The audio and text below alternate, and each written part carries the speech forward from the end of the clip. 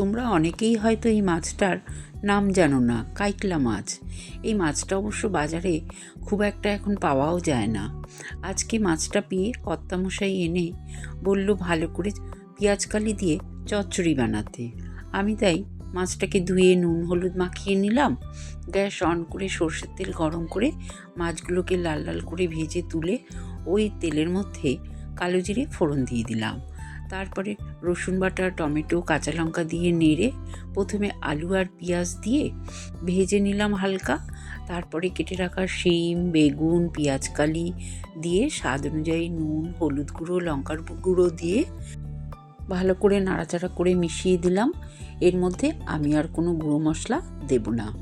কিছুক্ষণ রান্না করার পর ঢাকা দিয়ে সবজিগুলো মজে গেলে ভেজে রাখা মাছ ভাজাগুলো দিয়ে দিলাম।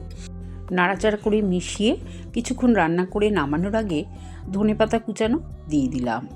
তারপরে গরম ভাতে পরিবেশন করলাম। সত্যি এই রকম চচ্চড়ি থাকলে আর কিচ্ছু লাগবে না।